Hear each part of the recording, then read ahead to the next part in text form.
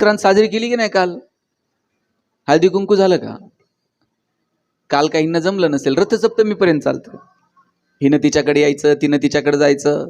हिने तिला 4 आण्याचा कंगवा द्यायचा, तिने तिला 8 आण्याची वाटी द्यायची. त्या वाटीत खाता येत नाही, त्या कंगव्यानं इचरता येत नाही. साहेब मला कळतंय असे हेच वाण आहेत. कितीही परिस्थिती बदलू दे, यांनी वाण बदलले नाहीत. चहाची गाळणी, पावडरचा डबा, त्या चहाच्या गाळणीनं चहा गाळता येईना, पावडरच्या डब्याला बिळ पडना. जर का इथून पुढे असले वाण दिले, लक्षात ठेवा. मला तुमच्या भावना दुखवायच्या नाही. तुमची संक्रांत छान साजरी करा, काय द्यायचं एकमेकीला द्या, पण संक्रांतीच्या निमित्तानं जरा बदल करूयात ना. हळदी कुंकाच्या दिवशी एखादी तुमच्यातली शिकलेली स्त्री आहे, तिनं ठरवा, तुमच्यापैकी कुणी डॉक्टर आहे, तुमच्यापैकी कुणी नर्स आहे, किंवा चांगल्या डॉक्टरांना बोलवा, एखादं व्याख्यान ठेवा, हिमोग्लोबिन चेकअपचा कॅम्प ठेवा, महिलांसाठी आरोग्याचं एखादं शिबिर ठेवा.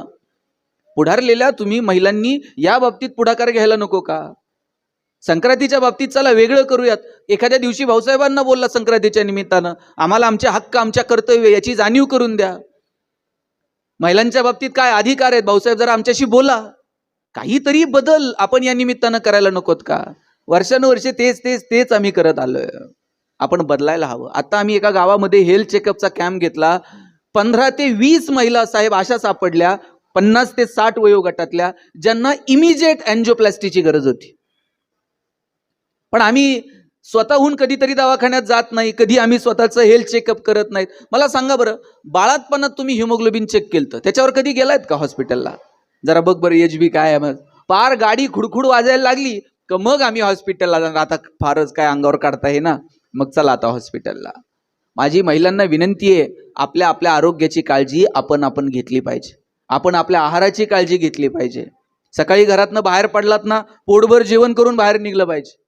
दुपारचं जेवण त्या मानानं थोडंसं कमी असलं पाहिजे, आणि रात्रीचं जेवण त्याही पेक्षा कमी असलं पाहिजे.